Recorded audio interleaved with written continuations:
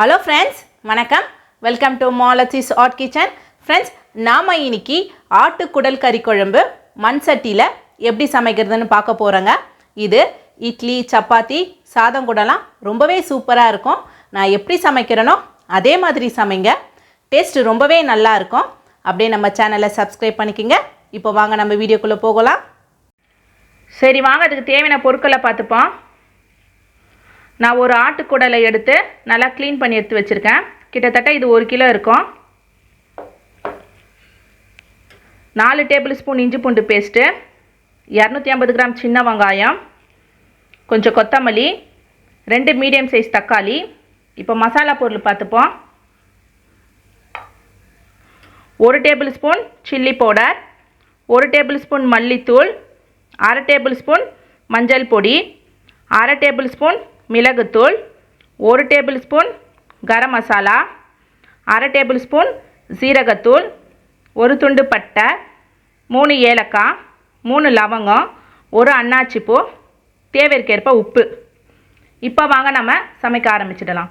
Stove பற்ற வச்சாச்சு, சட்டியாக வச்சாச்சு. சட்டி சூடாகட்டும்.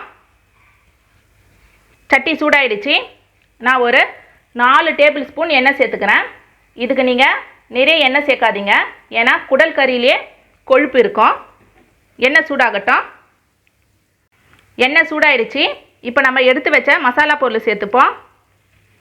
ஏலக்காய், பட்டை, அன்னாச்சிப்பூ, லவங்கம். மசாலா பொருள் பொரிட்டோம். மசாலா பொருள் பொரிஞ்சிடுச்சு. இப்போ நம்ம எடுத்து வச்ச சின்ன வெங்காயத்தை சேர்த்துப்போம்.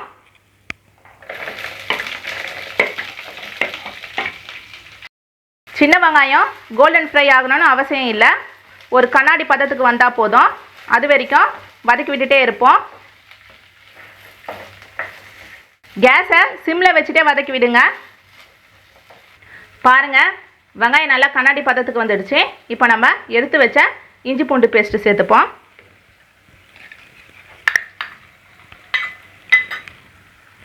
இஞ்சி பூண்டு பேஸ்ட்டு நல்லா பச்சை வாடை போகிற வரைக்கும் வதக்கி விட்டுட்டே இருங்க. கேஸை சிம்மில் வச்சுட்டே வதக்குங்க, இல்லைனா இஞ்சி பூண்டு பேஸ்ட்டு அடி பிடிச்சிடும்.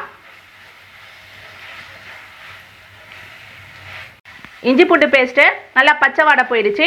இப்போ நம்ம எடுத்து வச்ச தக்காளியை சேர்த்துப்போம். தக்காளியை நான் பொடிசாக கட் பண்ணி போட்டிருக்கேன். மிக்ஸ் பண்ணிப்போம்.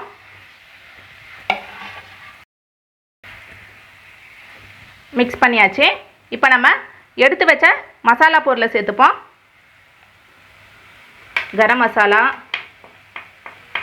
சீரகத்தூள், மிளகுத்தூள், மஞ்சள் பொடி, மல்லித்தூள், சில்லி பவுடர், தேவைக்கேற்ப உப்பு. நம்ம போட்ட தக்காளிலாம் நல்லா கரைஞ்சி வர வரைக்கும் வதக்கி விட்டுட்டே இருங்க. கூடவே இந்த மசாலா பொருள்லாம் நல்லா பச்சை வாடை போகணும்.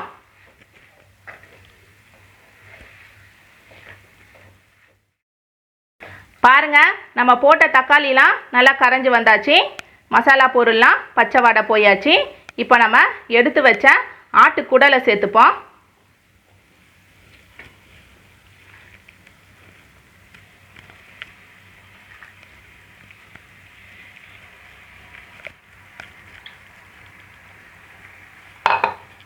சேர்த்தாச்சு. இந்த ஆட்டுக்குடல் கறி ஃபுல்லாக மசாலா படுற மாதிரி நல்லா கிளறி விட்டுப்போம்.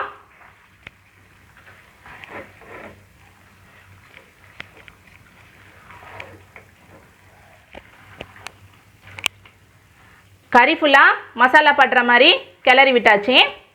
இந்த கறி வேகிற அளவுக்கு தண்ணி சேர்த்துப்போம்.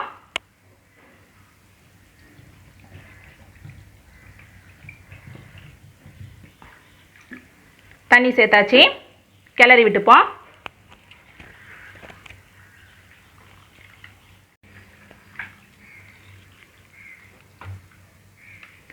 இந்த கறி வெந்து வர கிட்டத்தட்ட 1 மணி நேரம் ஆகும். ஏன்னா நம்ம இந்த கறியை ஃபுல்லாக மண் சட்டியில் வச்சு தான் வேக வச்சு எடுக்க போகிறோம். இந்த மாதிரி செஞ்சிங்கன்னா கறியோட ஒரிஜினல் ஃப்ளேவர் அப்படியே உங்களுக்கு கிடைக்கும். உங்களுக்கு தேவைன்னா நீங்கள் குக்கரில் வேக வச்சு கூட இதில் சேர்த்துக்கலாம். உங்களுக்கு வேலை சீக்கிரமாக முடிஞ்சிடும். இப்போ நம்ம மூடியை போட்டு கேஸை சிம்மில் வச்சுடுவோம். 1 மணி நேரம் ஆயிடுச்சு. இப்போ எப்படி வந்திருக்குன்னு பார்ப்போம். பாருங்கள், நம்ம குடல் கறி சும்மா தகன்னு கொதிக்குது. வாசனை ரொம்பவே சூப்பராக இருக்குது. எண்ணெயெல்லாம் நல்லா பிரிஞ்சு வந்திருக்கு. நம்ம ஊற்றின தண்ணியெல்லாம் வற்றி நல்லா கிரேவியாக இருக்குது. இப்போ நம்ம டேஸ்ட்டு பார்த்துப்போம்.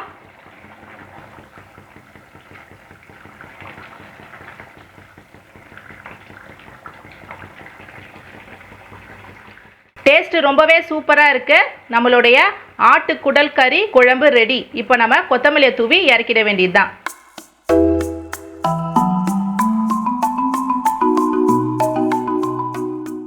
ஃப்ரெண்ட்ஸ், நாம் இன்னைக்கு மண் சட்டியில் சமைச்ச ஆட்டு குடல் கறி குழம்பு ரொம்பவே நல்லா வந்தது. டேஸ்ட்டும் ரொம்பவே சூப்பராக இருந்தது. நீங்களும் கண்டிப்பாக ட்ரை பண்ணி பாருங்கள். நம்ம நெக்ஸ்ட் வீடியோவில் சந்திப்போம். தேங்க்யூ. பாய்.